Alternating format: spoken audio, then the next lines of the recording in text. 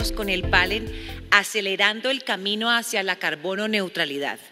Le doy la bienvenida a los invitados, el secretario de Minas de Antioquia, Jorge Alberto Jaramillo Pereira, quien estará moderando la conversación, y a los demás panelistas, el gerente del Metro de Medellín, Tomás Andrés Elejalde Escobar, el líder socioambiental de Celsia, Óscar Mauricio Gómez Mantilla, y la cofundadora del Festival de Cortometrajes Rodando en Bicicleta, Marcela Gómez Sánchez. Bienvenidos.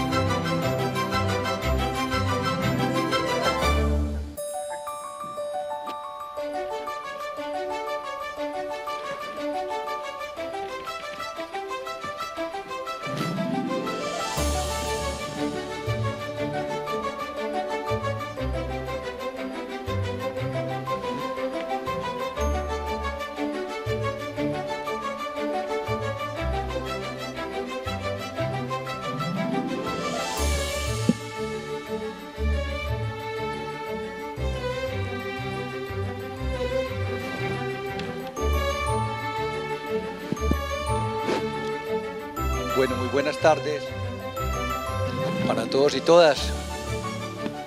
Agradecerles su asistencia, aquí también a esta distinguidos líderes del sector minero energético, gracias por acompañarnos. Igualmente agradecer a los organizadores y agradecer porque nos permiten compartir las experiencias que tienen ustedes en el sector. Y empecemos con Marcela. Quiero presentar a quienes me acompañan.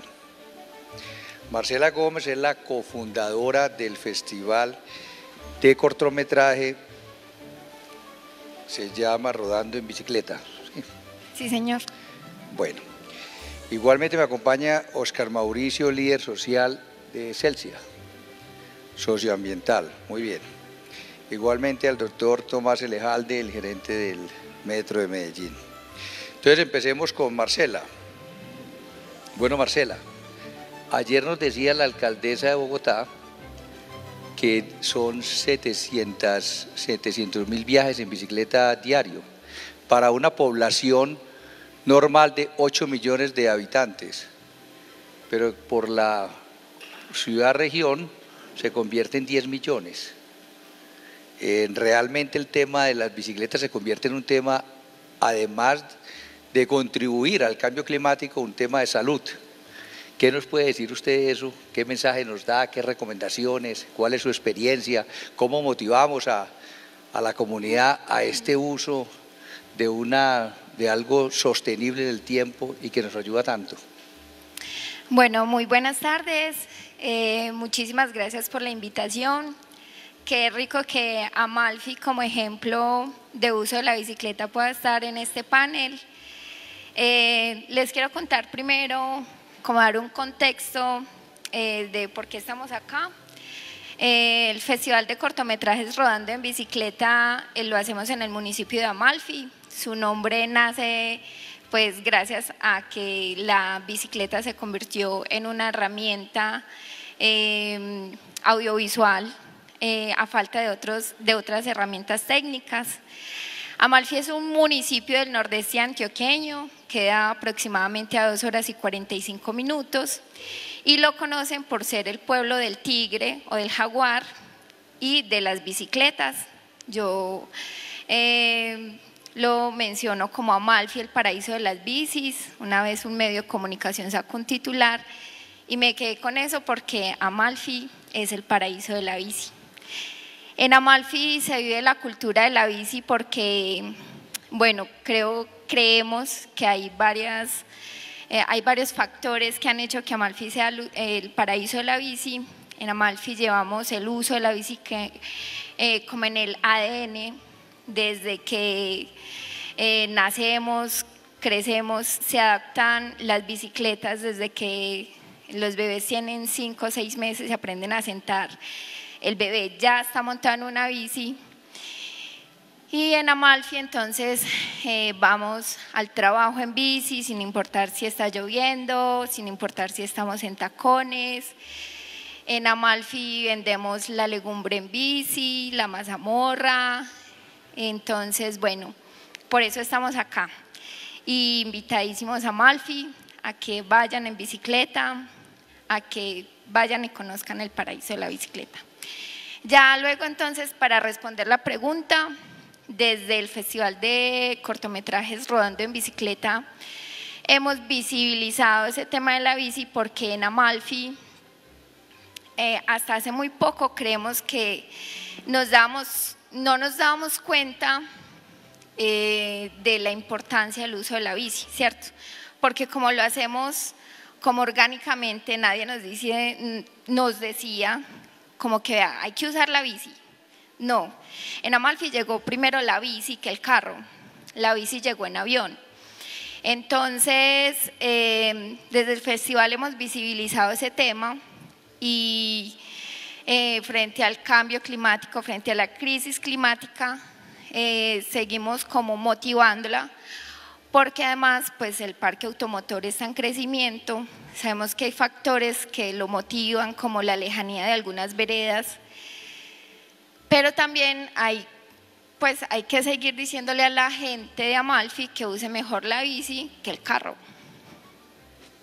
Muy bien, muchas gracias. Sigamos por este lado, a la derecha, el doctor Tomás Elejalde. Sabemos del liderazgo en movilidad sostenible del metro, pero también vemos que hay afectaciones indirectas que no dependen de ustedes. ¿Qué planes tienen? ¿Cómo visualizan?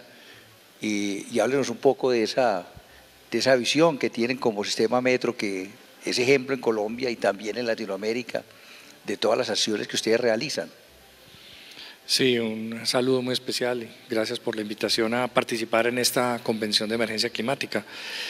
Nosotros como sistema que conecta a las personas con sus oportunidades de empleo, de salud, de educación. Así es como nos entendemos, como un sistema que conecta con medios de transporte que utilizan energías limpias.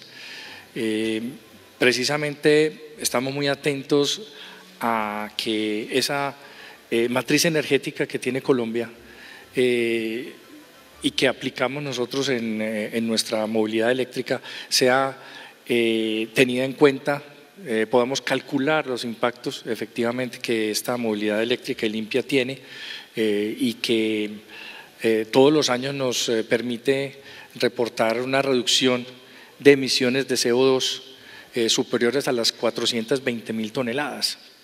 Es algo que aporta decididamente a la descarbonización. A pesar de que, como dice anteriormente, la matriz energética colombiana, que es muy buena, tiene todavía un componente de generación de térmica.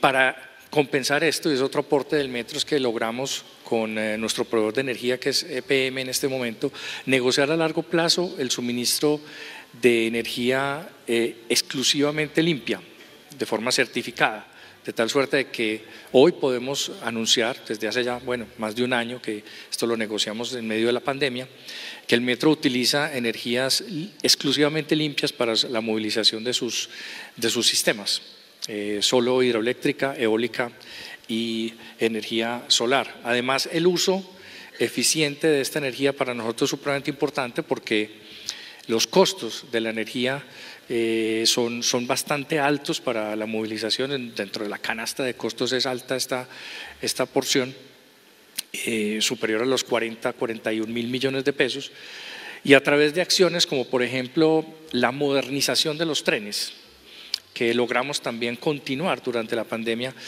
hemos podido ahorrar hasta el 15% del consumo de energía. Estos son al año entre 6 y 7 mil millones de pesos, algo supremamente relevante para la sostenibilidad de la organización. Los planes más importantes se enfocan en eso, a la descarbonización, a seguir aportando a la descarbonización, porque efectivamente el cambio climático, como usted lo decía también, definitivamente está afectando pues no solo a muchas familias en términos de estabilidad de terrenos y emergencias en cuencas de quebradas y de ríos, sino que también está afectando la movilidad de la ciudad-región en cuanto afecta a las bancas del río Medellín. Muy bien, muchas gracias.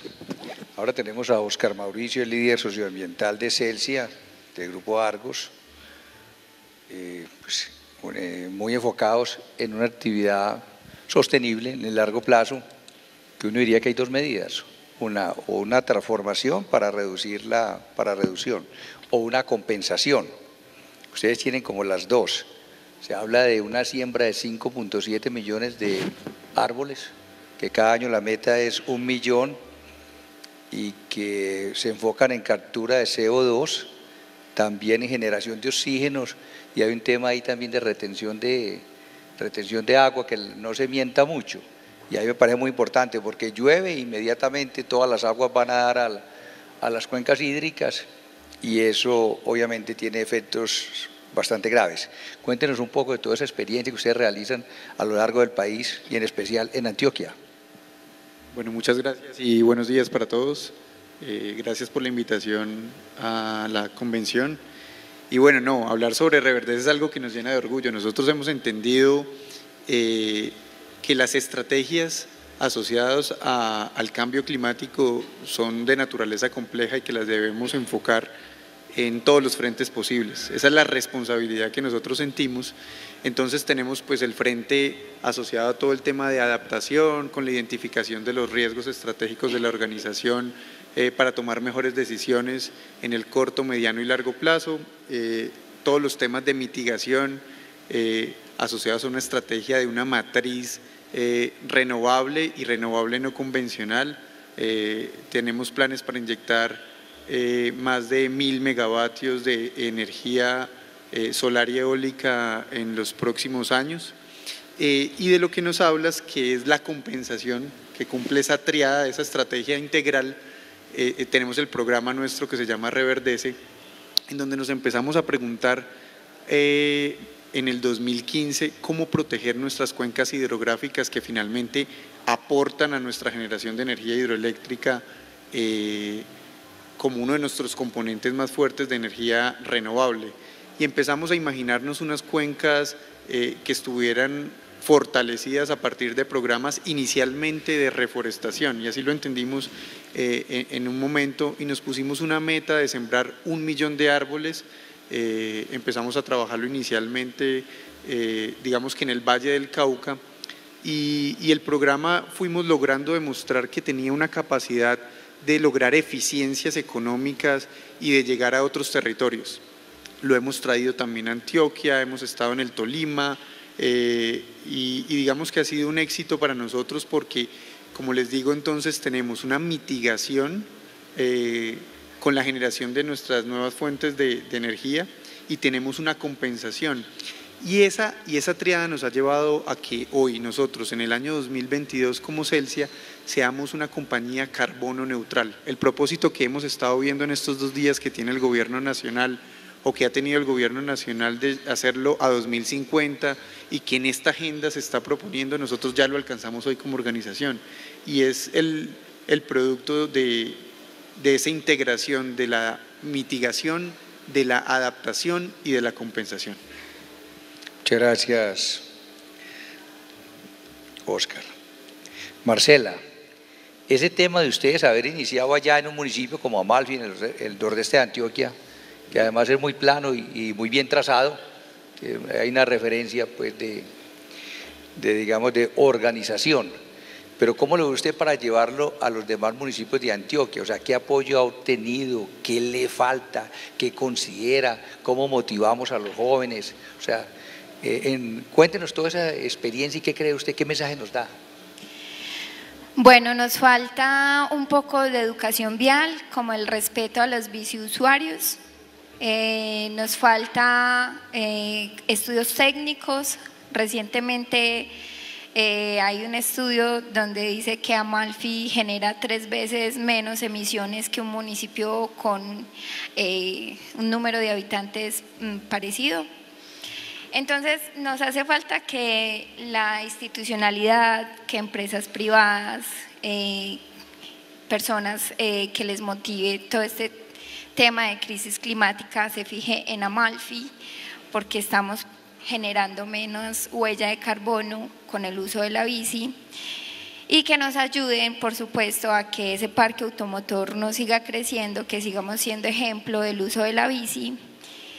Y pues también hay otros temas fuera del tema de movilidad sostenible que desde el Festival de Rodando hemos motivado, hemos visibilizado, y es que Amalfi también es conocido, como ya les dije en un principio, como la tierra del tigre o del jaguar, pero somos la tierra del jaguar y lo estamos asesinando, le estamos dejando sin su hábitat por el tema de la deforestación, por el tema de la minería, la tala de árboles con los monocultivos. Entonces, seguimos motivando, pero hay muchas cosas por hacer.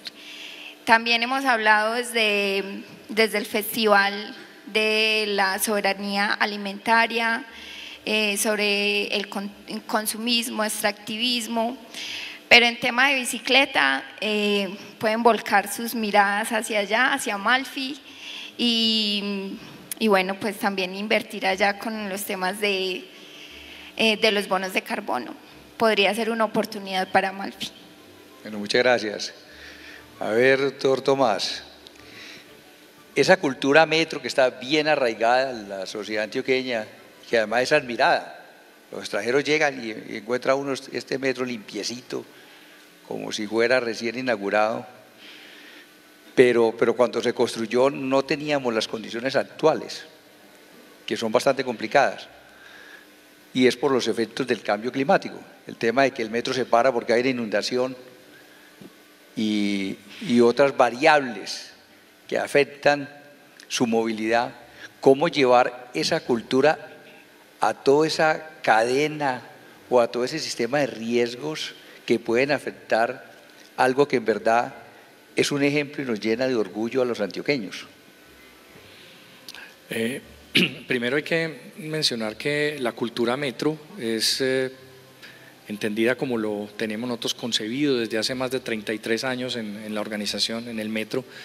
Es la forma como nos relacionamos con nosotros mismos como seres humanos, como individuos, la forma como nos relacionamos positivamente con los demás, y algo muy importante que está en el corazón de esta convención, y es también la manera positiva como nos relacionamos con el entorno y con el medio ambiente. Eso para nosotros es cultura metro.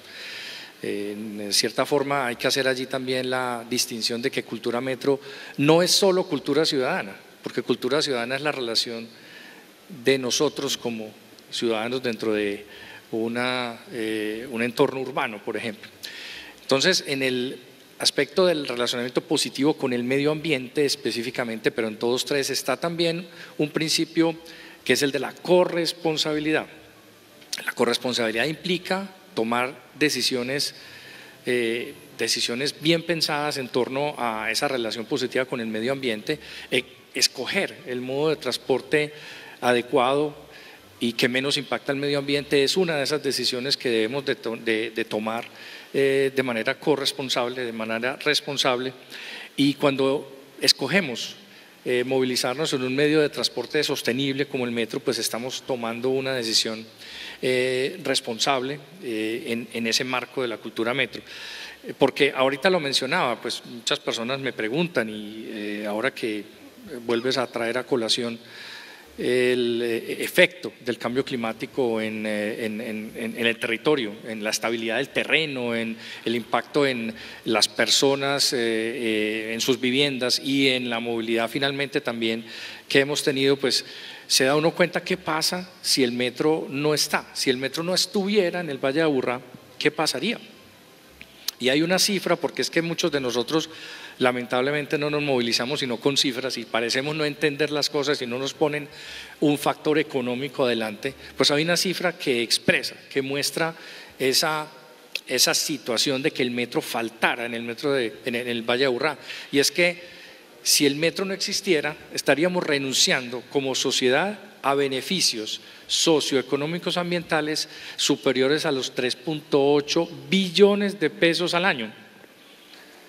3.8 billones de pesos al año, y no es ninguna equivocación, ni es una cifra exagerada.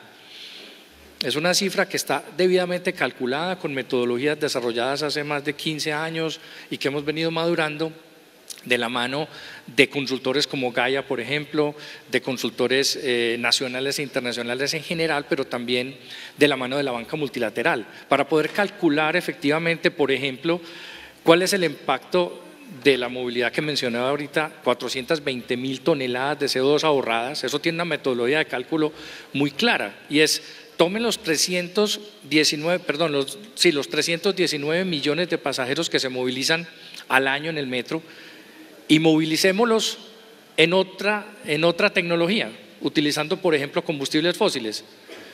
Ese solo ejercicio nos genera esas 420.000 toneladas más en el medio ambiente. No siendo eso lo único, esas 420.000 toneladas tienen un valor, porque la tonelada de carbono tiene un valor en el mercado mundial, ¿cierto? Realmente nosotros como empresa que no solamente somos carbono neutro, sino que producimos aire limpio de alguna manera, tenemos un exceso en la huella de carbono. El metro evita la emisión de 420.000 toneladas al medio ambiente y producimos alrededor de 6.000 en las actividades de mantenimiento. O sea, somos hiperpositivos en la huella de carbono. Nosotros, de hecho, estamos aprovechando ese efecto positivo para emitir, por ejemplo, en el próximo año en el mercado de valores bonos sostenibles, que son verdes y sociales, porque este efecto positivo tiene un valor y puede ser monetizado. Entonces valoramos esas toneladas que no se emiten en alrededor de unos 190.000 millones de pesos, valoramos el tiempo ahorrado por la gente debido a la menor congestión, la reducción de accidentalidad, la reducción de enfermedades respiratorias y cardiovasculares. Todo esto lo valoramos y llegamos a esa cifra que menciono de 3.8 billones de pesos. Eso para nosotros es pura cultura metro, realmente, expresada en números. Eso es un impacto muy importante. Yo creo que allí todos tenemos que poner, por ejemplo, los empresarios pueden poner muchísimo, junto con la sociedad en general, moviendo los horarios a horarios escalonados. Parte del problema que tenemos en las infraestructuras de la ciudad, no solo en el metro, es que miren la congestión que hay en las vías, por ejemplo en la regional y en cualquier otra vía, la congestión a la entrada o salida de un centro comercial. Es que no hablemos de la congestión de una estación del metro, que esa la conocemos todos, pero esas congestiones se presentan porque a todos se nos ocurre salir y entrar a la misma hora y no somos capaces de organizarnos en nuestras actividades diarias para poder utilizar mejor las infraestructuras en forma general. Los gobiernos municipales y nacionales, por ejemplo, deberíamos de tener unas directrices de planeación orientadas a los corredores de transporte. Eso existe como principio de planeación a nivel mundial. Todo esto que estoy diciendo es pura corresponsabilidad, pura cultura metro en términos de corresponsabilidad. Es el desarrollo orientado al transporte y es planear las ciudades y los centros urbanos en torno a la movilidad, teniendo en cuenta cuál va a ser la movilidad, cuáles son los orígenes y destinos. Así es como armamos nosotros nuestro plan rector de movilidad en términos de responder a la ocupación de territorio. Muy bien, muchas gracias. No, para destacar de esas 420.000 toneladas ahorradas, lo que usted dice, el tema de los horarios, la movilidad tipo 6 de la tarde del sur al norte es complicada, y yo creo que ahí también debe haber cultura de todo ese empresariado y estudiantes, y, en fin, de la sociedad, que tiene que ser consciente de que esto es para mejorar nuestra calidad de vida y llegar más pronto a casa. A ver, doctor Oscar, hay un tema de Celsi, ha sido un ejemplo de producción limpia, y ve uno que ustedes tienen una escala de pequeñas centrales, pero también de grandes centrales. Pero uno ve que últimamente hay algunas que están frenadas por algún motivo. ¿Usted qué cree? ¿Por qué, sabiendo que hay estos buenos ejemplos, y que la huella de carbono neutro, qué nos ha faltado? ¿O pedagogía, o entendimiento, o es que el entorno es complicado? En fin, cuéntenos eso, a ver qué pasa, porque si estamos luchando por una energía limpia, ¿qué pasa? ¿Por qué se nos frenan los proyectos muchas veces? Bueno, no, muchas gracias por la pregunta. Nosotros, en cuanto a pequeñas centrales hidroeléctricas, tenemos unos atributos que consideramos relevantes que marcan una pauta en cuanto a ellas. Son, a nuestro juicio, una solución basada en la naturaleza. Una pequeña central hidroeléctrica es una caída de agua de la que tomamos solo parte de su caudal y tenemos la capacidad de generar hasta 19,9 megavatios. Recientemente en Celsia logramos un proceso de construcción y de puesta en operación de una pequeña central hidroeléctrica aquí en Antioquia que se llama San Andrés de Cuerquia. Es un proceso exitoso, es un proceso, digamos, que podemos mostrar y del que estamos convencidos, porque sin duda hoy la forma de generar energía, o una de las mejores formas, debe estar descentralizada. Nosotros tenemos que llegar a los territorios, a los entornos, y tener la capacidad de brindar soluciones, digamos, de energía para abastecer a un sistema como el nuestro, que está interconectado desde el punto de vista nacional, pero también llegar, digamos, que a esos entornos donde tirar muchos kilómetros de red pues no hace que sea eficiente. Tenemos grandes proyectos también en materia, digamos, de renovables en La Guajira, donde de pronto ese conflicto social del que hablas hace que el reto sea mayor, ¿no? La Guajira hoy, digamos, nosotros tenemos la posibilidad de ingresar 350 megavatios, pero hemos tenido que realizar más de 120 procesos de consulta previa con comunidades étnicas, en el que el 98% son comunidades étnicas indígenas guayú y 4 pueblos de la Sierra Nevada de Santa Marta. Pero ese diálogo, digamos, cuando se da la planeación en el nivel nacional, cuando se piensa que estos proyectos, digamos, deben ser realidad y se establecen unos cronogramas, no reconocen necesariamente ese reto que implica, ¿no?, en el volumen de comunidades, porque el país le entrega, digamos, que a la empresa la obligación de adelantar el diálogo, pero cuando vamos lo hacemos de la mejor forma. Nosotros hoy hemos culminado más del 90% de todos esos procesos de consulta previa, pero enfrentamos la dificultad de que cuando vamos al Estado, muchas de estas comunidades se dividen entre ellas, algunas de estas comunidades, digamos, que generan una presión al proyecto para lograr una expectativa económica muy alta. Hay unos grupos de asesores que de alguna manera o identifican oportunidades económicas para estos proyectos, y ahí vamos superando todos esos diálogos y esos retos para poder poner en marcha estos proyectos. Yo creo que tenemos que identificar como nación que estos proyectos van a apostarle a esas metas que tenemos a nivel nacional y a nivel mundial. Tal vez falta esa conciencia de entender que la energía solar, que la energía eólica le apuesta directamente a estos propósitos medioambientales, y llevar ese nivel de conciencia hasta el territorio, porque ellos están viendo de alguna manera cómo solucionar con la llegada de un nuevo actor o de una nueva empresa, digamos, que sus impactos y que se establezcan unas medidas de manejo de esos impactos, pero no hay esa visión conjunta tal vez como nación. Nos falta tal vez un poco de identidad alrededor de esa apuesta que tenemos que hacer todos y todas en cuanto a la generación con este tipo de fuentes. Ese es el reto y bueno, en eso estamos trabajando, nos encanta trabajar en ello y hoy Celsia, para darte un dato, aprovechando el tema de los datos, porque la gente es de hechos y datos, ha adelantado más de 187 procesos de consulta previa en todo el territorio nacional. Está preparada para establecer ese diálogo y para llevar un mensaje que armonice los entornos con este tipo de proyectos en el territorio. Esa es la apuesta y estamos trabajándole con muchas ganas a eso. Doctor Oscar, muchas gracias. Y la realidad es que la energía hace parte de la calidad de vida. Y solamente cuando se va, dice uno, vea todo lo que perdió. Tenemos una última pregunta para todos, genérica, y es que hay un mundo imaginario y un mundo real.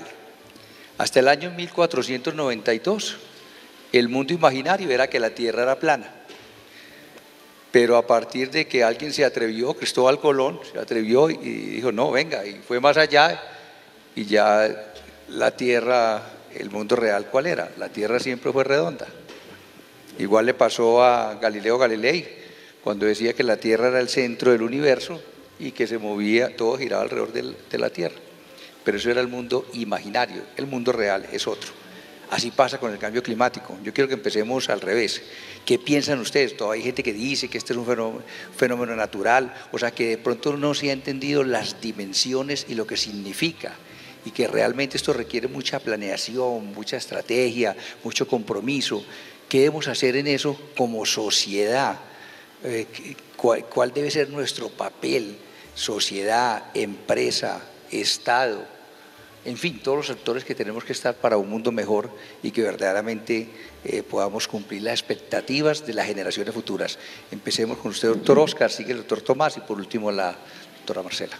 Esa pregunta tan filosófica para rematar está muy interesante. Yo creo que, y aquí voy a hablar desde un punto de vista personal, yo creo que como seres humanos tenemos que trabajar en un concepto que hemos olvidado y es la solidaridad.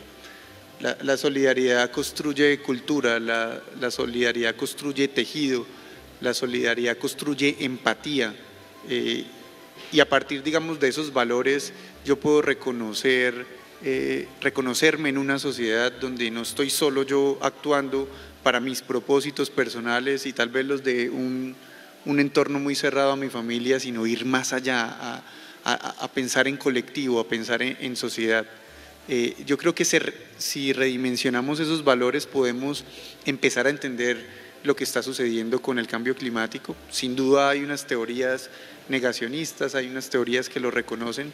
Nosotros, por ejemplo, en Celsia tenemos una apuesta y estamos convencidos a que queremos generar nuestro mejor aporte, no solo inyectando megavatios de fuentes no convencionales de energía renovable, y aprovecho la oportunidad, sino también con una apuesta a la movilidad eléctrica en todo el territorio nacional, brindando soluciones integrales de movilidad, masificando el transporte. Un poquito lo que hablábamos de la corresponsabilidad, sentir cuál es mi rol y mi papel en la sociedad, cuál es mi rol y mi papel como empresa, y tener unos objetivos y unos propósitos claros y ejecutables. Y algo muy relevante, que esto sea solidario, que hayan unos propósitos claros y contundentes, no quiere decir que solo sea voluntariado, esto también es un negocio y tal vez eso sea importante decirlo. Aquí se pueden encontrar unas rentabilidades producto de las oportunidades y de las ventanas que hay, y yo creo que tal vez ese es el mensaje que nosotros estamos dando, es a partir de estos propósitos, de este convencimiento, de esta redimensión de valores, también estamos viendo un nicho de negocio y una oportunidad. Pensé que ibas a dejar hablar a Marcela primero. Sí, la solidaridad es fundamental, definitivamente, y yo agregaría e insisto en la corresponsabilidad, sobre todo por el concepto de responsabilidad. Es que tenemos que ser conscientes de que si hay un efecto negativo sobre el medio ambiente es porque nosotros mismos lo generamos y solo nuestras acciones lo pueden compensar, lo pueden revertir en lo posible, hasta donde la ciencia nos ha mostrado que sea posible o no revertir los efectos del cambio climático. No tiene ningún sentido seguir negando cuando todos estamos viviendo los efectos. de una manera absolutamente directa, no es por allá lejos, no es aquí al lado de la casa donde se están moviendo las montañas y permanentemente nos están cerrando las vías, donde están permanentemente teniendo que ser evacuadas familias porque están asentadas cerca de una cuenca que tiene riesgos grandes de estabilidad porque las lluvias no cesan. Definitivamente, pues es que si no nos convencemos de que cambio climático cuando llevamos 2 años y medio de lluvias, yo no sé dónde estamos, pues, y no sé qué estamos pensando. Entonces realmente allí tiene que haber una responsabilidad, tenemos que entender que todos podemos hacer algo, que podemos aportar nuestro granito de arena en cómo estoy yo dentro de esta sociedad de consumo, cómo estoy yo comprando lo que necesito, cómo estoy utilizando mis recursos, cómo me estoy moviendo, cómo estoy utilizando la energía eléctrica y las energías de todo tipo. Bueno, en general, y digamos que también hay que tener una escala un poco mayor, además de la personal, de la que pues no quiero entrar muy en detalle, y es también, por ejemplo, una recomendación hacia los municipios, que también yo creo que es un mensaje bonito que podemos poner acá en esta mesa, porque aquí nos deben estar escuchando de muchas partes del departamento, y es vamos a buscar recursos con proyectos, obviamente, que tengan un impacto positivo en el medio ambiente, pero proyectos bien sustentados. Vamos a trabajar con solidaridad, unidos, vamos a trabajar en un soporte adecuado de los impactos positivos de los proyectos, porque recursos existen a nivel nacional e internacional, existen recursos para poder ejecutar buenos proyectos de movilidad, por ejemplo, limpia, sostenible, como nos contaban de Amalfi, para ejecutar proyectos de tratamiento de aguas, de tratamiento de residuos. Los dineros existen siempre y cuando nosotros tengamos los efectos positivos valorados. Ese es el mensaje concreto para los alcaldes y para los municipios. Dejemos que los técnicos nos ayuden en valorar los efectos, en poderle poner un número al efecto positivo del proyecto. Yo creo que eso facilita la toma de decisiones. Y el ejemplo, obviamente en otra escala, lo di ahora. Pues en un año el metro le ahorra a la ciudad-región 3.8 billones de pesos. O sea, cada 2 años con lo que ahorramos estamos pudiendo construir una línea como la línea A. De ese tamaño es la decisión que se puede tomar cuando tenemos conciencia de los efectos positivos. Bueno, desde Rodando en Bicicleta estamos convencidos de que hay que seguir creando conciencia frente a la crisis climática, y lo hacemos desde el reconocimiento del territorio y desde la creación comunitaria. Estamos convencidos de que esa estadística que hay en Amalfi, se cree que hay 2 bicicletas por familia, esa estadística se tiene que mantener o crecer, ¿cierto? No dejar crecer más el parque automotor. También seguir creando desde la comunicación para el cambio social con las comunidades, ¿cierto? Hacer algo más horizontal y no vertical. Nosotros hemos estado en veredas donde, por ejemplo, tienen conflictos con el jaguar, y desde la creación audiovisual le hemos enseñado a los chicos de la escuela y a la Junta de Acción Comunal cómo convivir con ese jaguar, ¿cierto? Yo sé que me invitaron a hablar más de la bicicleta, pero también son otras acciones que nosotros no dejamos como a un lado, porque son muchas problemáticas que tenemos frente al cambio climático. Entonces, estamos comprometidos a seguir conversando para hacer ese cambio desde el audiovisual. Bueno, muchas gracias y un aplauso para estos excelentes expositores.